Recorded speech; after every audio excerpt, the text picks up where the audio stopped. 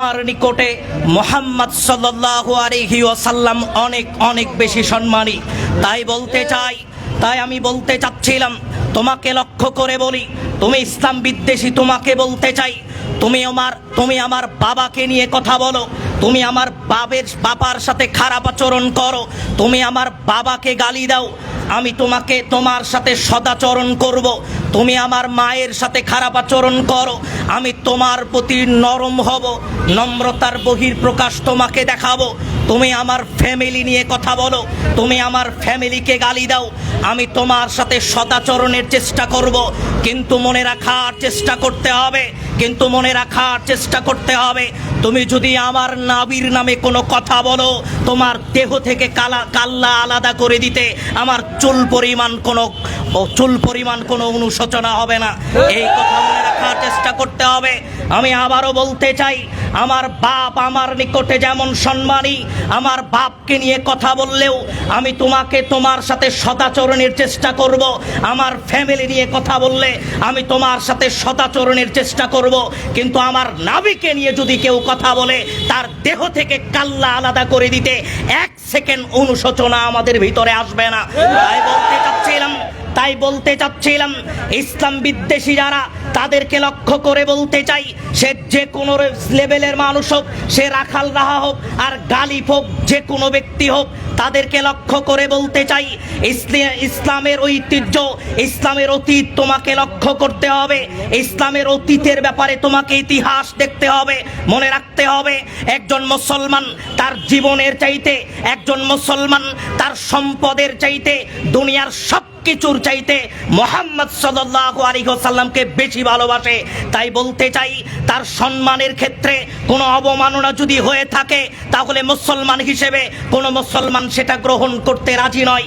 তাই আমরা আমাদের পক্ষ থেকে বলতে চাচ্ছিলাম, যে কোনো লেভেলের মানুষ হোক না কেন, যেভাবেই দুনিয়াতে বসবাস করুক না কেন, আপনি আপনার মতে চলেন, তবে একটা কথা মনে রাখতে হবে, আপনি আপনার মতাদর্শে চলেন, তবে একটা কথা মনে রাখতে হবে, আপনি আপনার কর্মব্যস্ততায় আপনার দিন অতিবাহিত করেন, তবে একটা কথা মনে রাখতে হবে, তুমি যদি মনে করো ইসলাম বিদ্বেষী হয়ে, তুমি যদি মনে করো রাসূল সাল্লাল্লাহু আলাইহি ওয়াসাল্লামের বিপরীতে কথা বললে তোমার প্রশান্তি লাগে, তুমি যদি মনে করো মুহাম্মদ সাল্লাল্লাহু আলাইহি ওয়াসাল্লামের বিপরীতে কথা বললে তুমি আনন্দ পাও, তুমি যদি মনে করো রাসূল সাল্লাল্লাহু আলাইহি ওয়াসাল্লামের বিপরীতে গালিগালাজ করলে তুমি প্রশান্তি পাও, আল্লাহি তুমি মনে রাখবা, তোমার দেহ থেকে কাল্লা আলাদা করে দিতে আমরাও আনন্দ পাবো।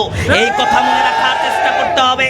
তাই বেশি বলতে চাচ্ছি না, সমস্ত দেশবাসীদের নিকটে যারা আমাদের ঊর্ধ্বতন কর্মকর্তা, যারা দায়িত্বশীল, তাদেরকে বলতে চাই, রাখাল রাহা হোক আর গালিব হোক, যে কোনো ব্যক্তি হোক না কেন, রাসূল সাল্লাল্লাহু আলাইহি ওয়াসাল্লামের বিপরীতে কেউ কথা বললে সরকারিভাবে, সরকারি হস্তান্তরে তাদের শাস্তির ব্যবস্থা করতে হবে। আমরা এই দাবি রেখেই আমাদের কথা শেষ করছি। আসসালামু আলাইকুম ওয়া রাহমাতুল্লাহ। লিল্লাহে তাকবীর, লিল্লাহে তাকবীর, আল কোরআনের আলো। সম্মানিত ভাইরা, এখন আপনাদের সামনে বক্তব্য রাখছেন শেখ আব্দুস সবুর হাফিজাহুল্লাহ তাআলা। আসসালামু আলাইকুম ওয়া রাহমাতুল্লাহি ওয়া বারাকাতুহু। আলহামদুলিল্লাহি ওয়াহদা ওয়াসসালাতু ওয়াসসালামু আলা মান লা নাবিয়্যা বা'দা।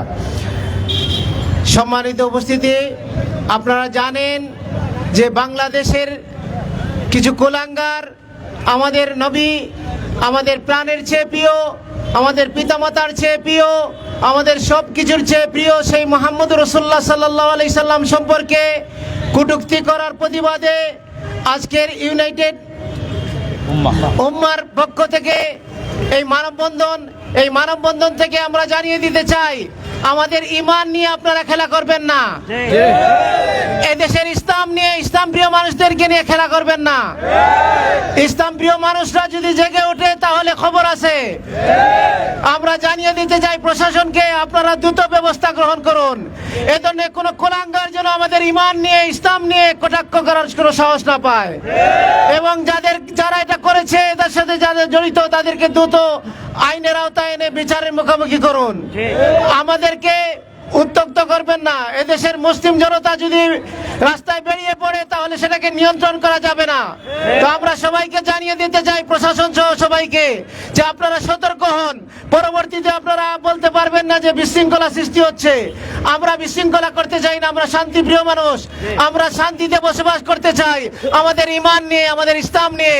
এজন্য আমরা সবাইকে জানিয়ে দিতে চাই এবং যারা উপস্থিত হয়েছেন সবাইকে জানিয়ে দিতে চাই, আপনারা সোচ্চার থাকবেন, সজাগ থাকবেন। যে কোনো সময় এ ধরনের কোনো ঘটনার প্রতিবাদ যখন হবে, আমরা সবাই যাতে অংশগ্রহণ নিতে পারি, সেটা আমাদের ইমানি দায়িত্ব। এই ইমানি দায়িত্ব থেকে আমরা সবসময় দায়িত্ব পালন করার জন্য সচেষ্ট থাকবো। সবাইকে এখানে অংশগ্রহণ করার, যারা অংশগ্রহণ করেছেন, আয়োজন করেছেন, সবাইকে ধন্যবাদ জানিয়ে আমার সংক্ষিপ্ত আলোচনা এখানে শেষ করছি। আসসালামু আলাইকুম ওয়া রাহমাতুল্লাহ। এখন আপনাদের সামনে বক্তব্য নিয়ে আসছেন শেখ হাবিবুল্লাহ, দাঈ আদ-দাওয়া ইলাল্লাহ।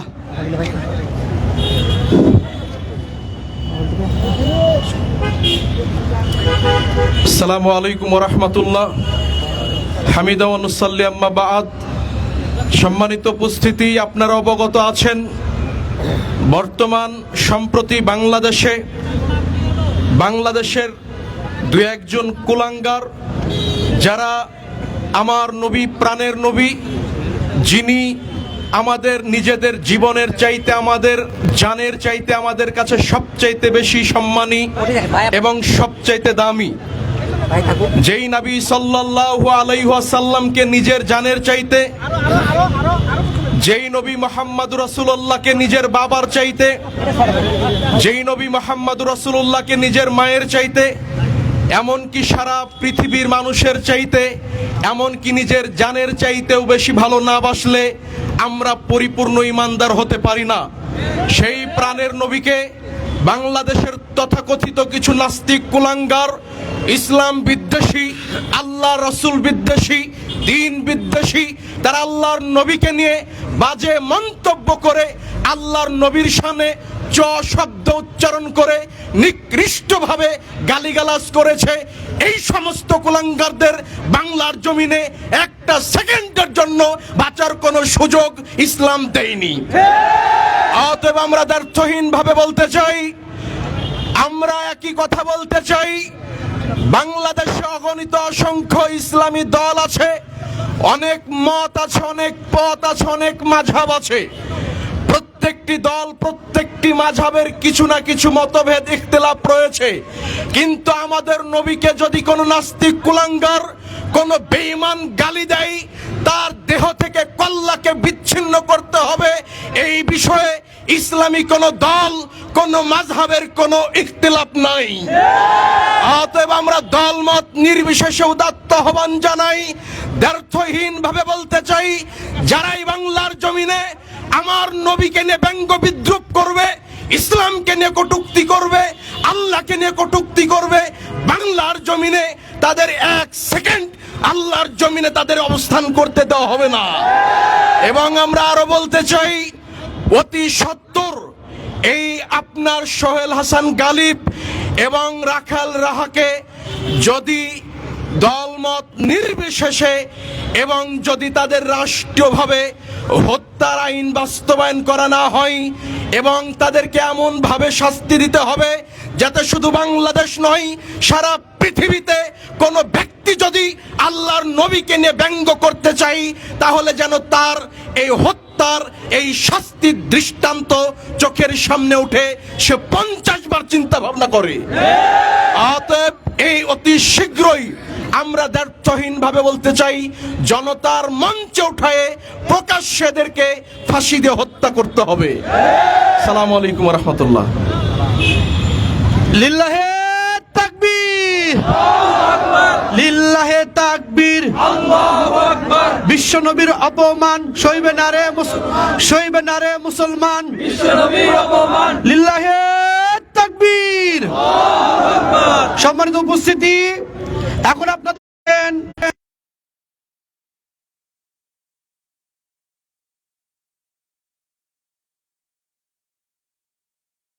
সাল্লাল্লাহু আলাইহি ওয়াসাল্লাম মিশকাতের স্পষ্ট হাদিস, রাসূল সাল্লাল্লাহু আলাইহি ওয়াসাল্লাম তিনি স্পষ্ট করে বলে দিয়েছেন, তোমার বাপ মা সন্তান সন্ততি সব কিছুর থেকে প্রিয় হলো মুহাম্মদ রাসূলুল্লাহ সাল্লাল্লাহু আলাইহি ওয়াসাল্লাম।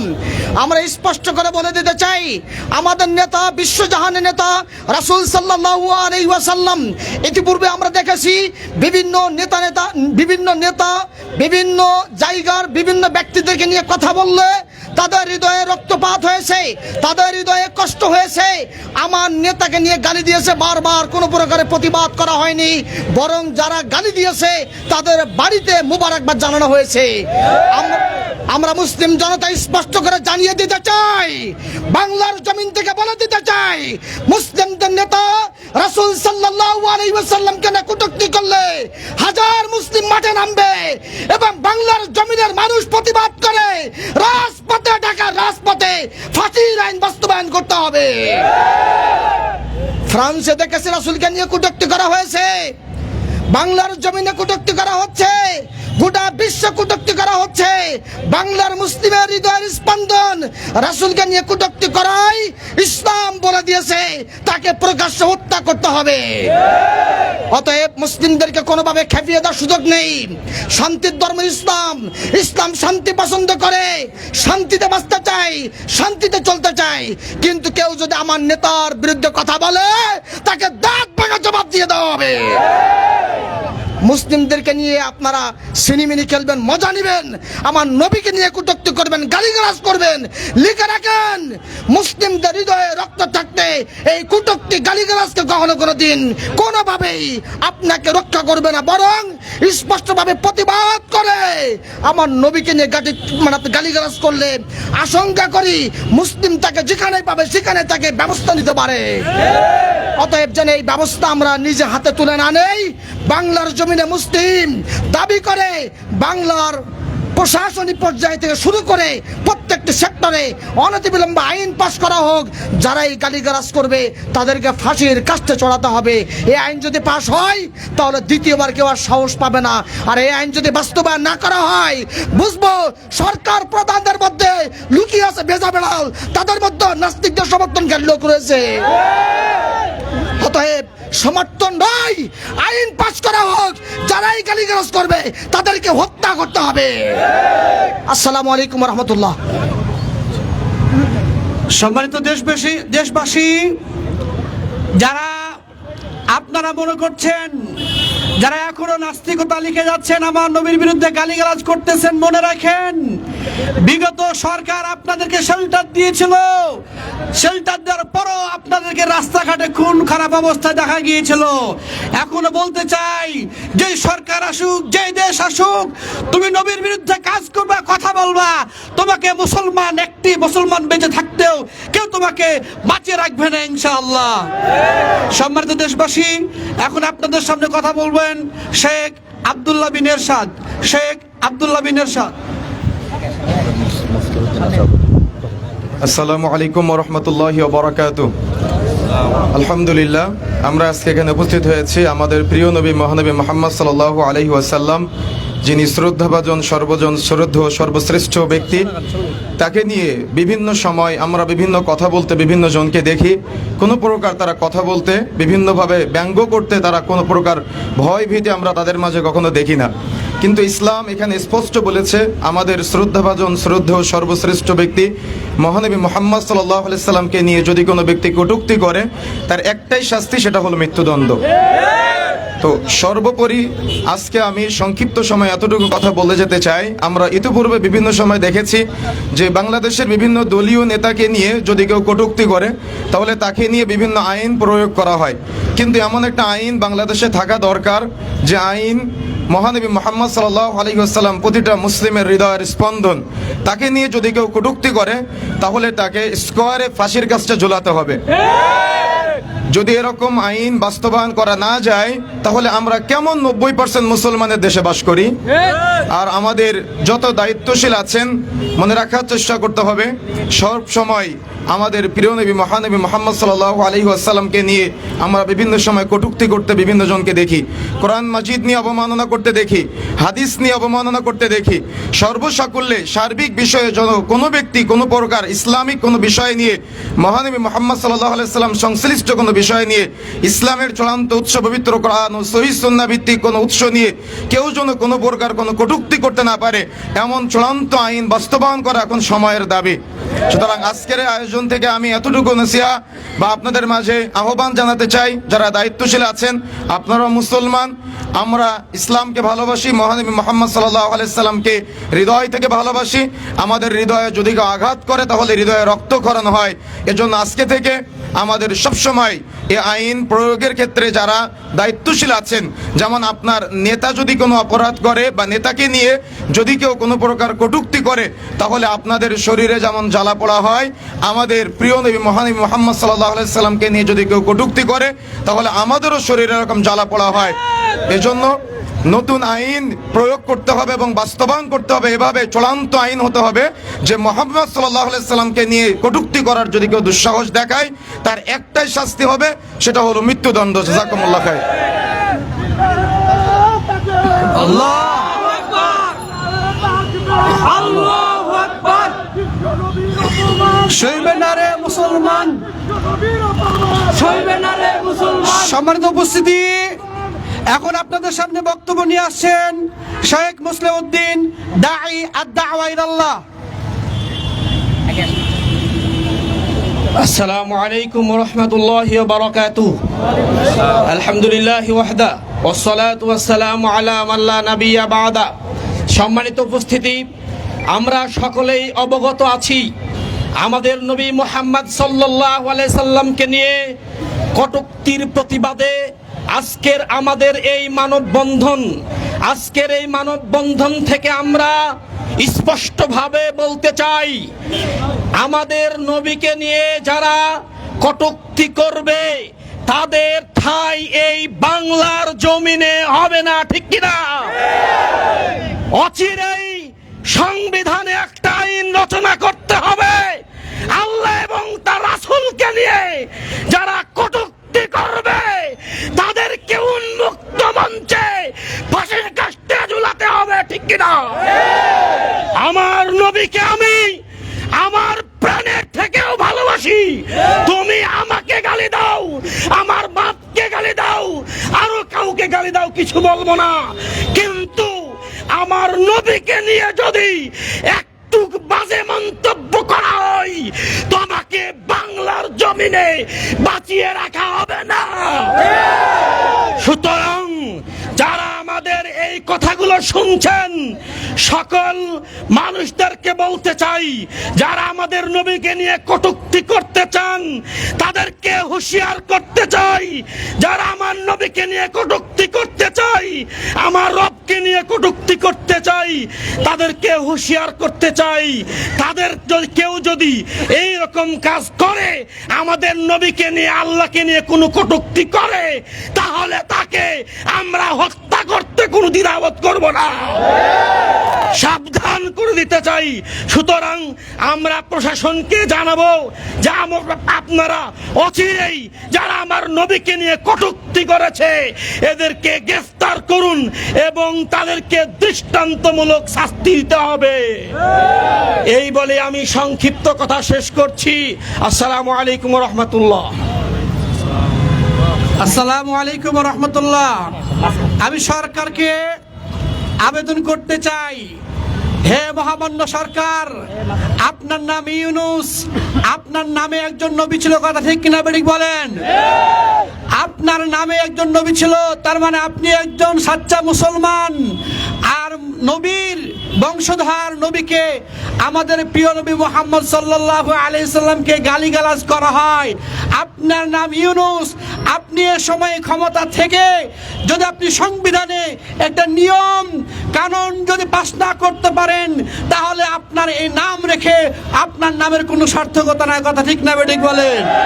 আমি বলতে চাই, আপনার নাম যেমন ইউনূস, আপনি মুসলমানের পক্ষ হয়ে এই দেশের পক্ষ হয়ে যারা ইসলাম বিদ্বেষী কর্মকাণ্ড চালাবে তাদেরকে অবশ্যই ফাঁসি দেওয়ার ব্যবস্থা করবেন ইনশাআল্লাহ। এখন আপনাদের সামনে বক্তব্য নিয়ে আসছেন শেখ আব্দুল্লাহ বিন আব্দুর রাজ্জাক হাফিজাহুল্লাহ তাআলা। একটু আমরা যদি সোজা হয় ভালো হয়।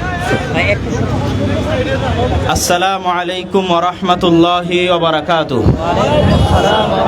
আলহামদুলিল্লাহি ওয়াহদাহু ওয়াস সালাতু ওয়াস সালামু আলা মান লা নাবিয়্যা বা'দাহ। প্রশংসা আল্লাহর, শান্তি অবতীর্ণ হোক মুহাম্মদ সাল্লাল্লাহু আলাইহি ওয়াসাল্লামের প্রতি।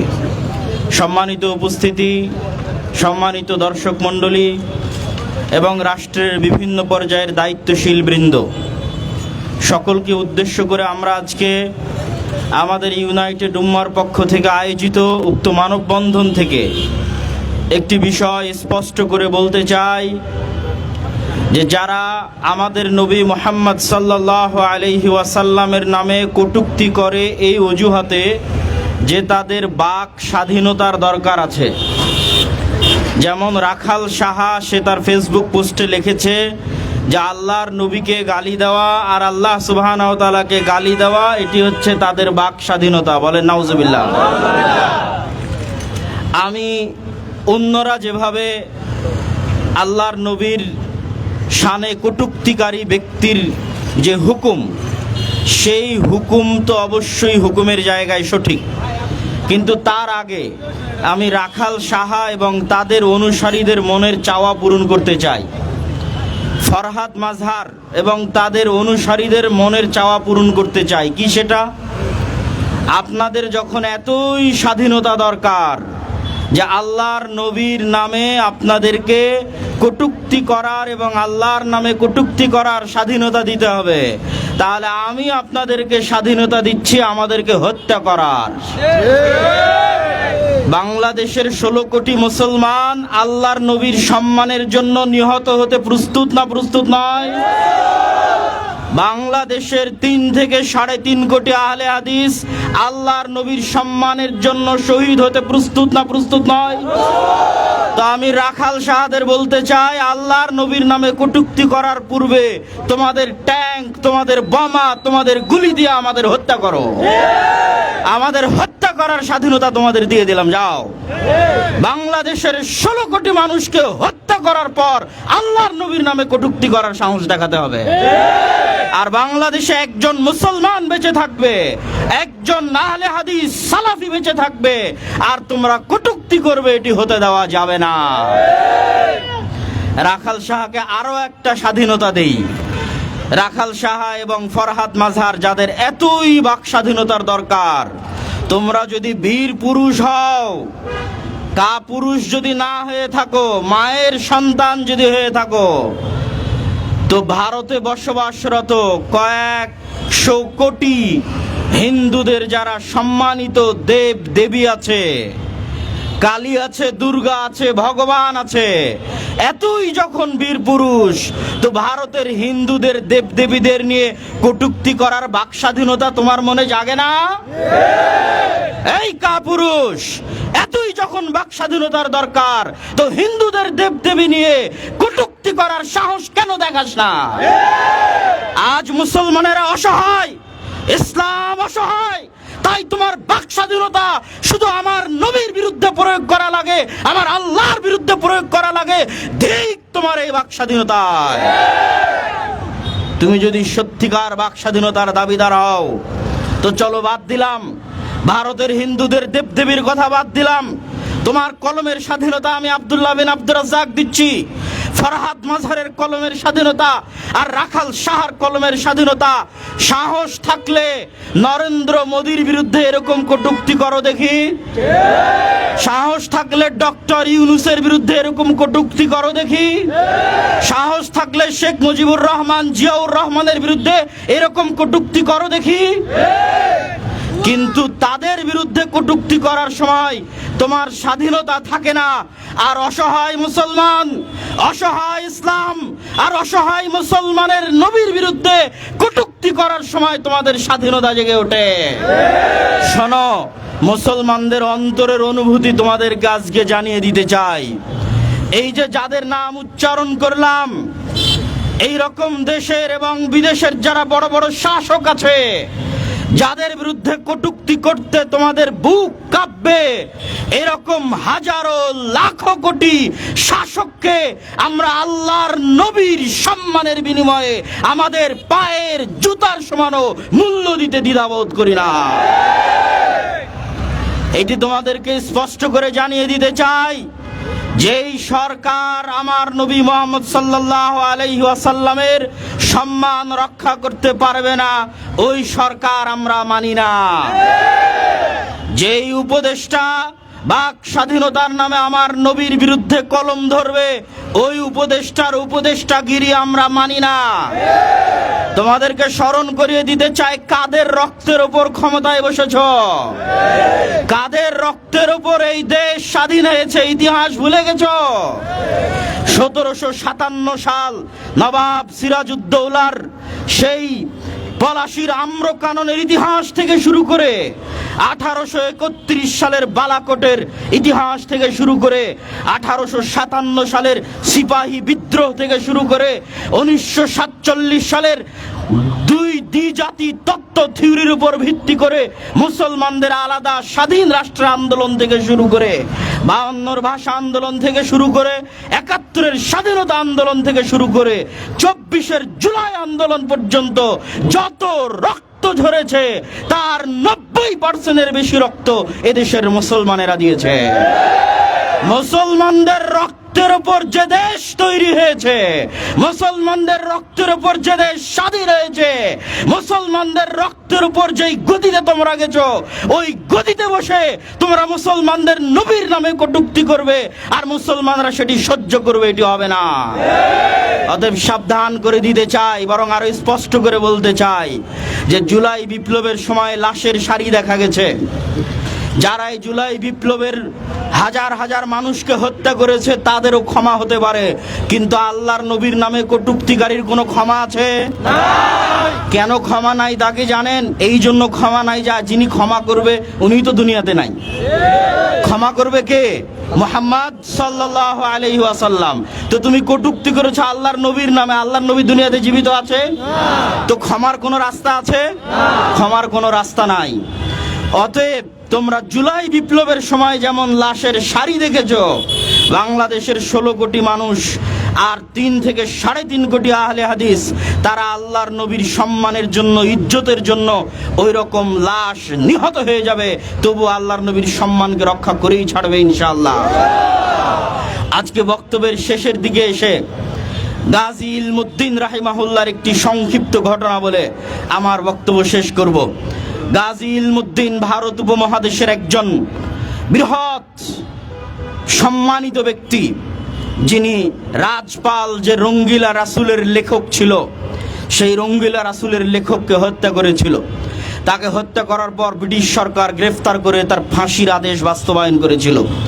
যখন ইলমুদ্দিনের ফাঁসির আদেশ দেওয়া হয়, তখন ইলমুদ্দিনের পক্ষে মামলা লড়ার জন্য কায়েদে আজম মোহাম্মদ আলী জিন্নাহ তিনি উকিল হিসেবে সেই মামলার দায়িত্ব গ্রহণ করেন। আর ফাঁসি বাস্তবায়ন হওয়ার পর তার লাশের জানাজা করতে দেওয়া হয়নি, মাটিতে দাফন করে দেওয়া হয়েছিল। তখন আল্লামা ইকবাল তার ব্যক্তিগত জামানতের ভিত্তিতে সেই লাশ কবর থেকে উঠিয়ে লাহোরে নিয়ে গিয়ে জানাজার সালাত আদায় করে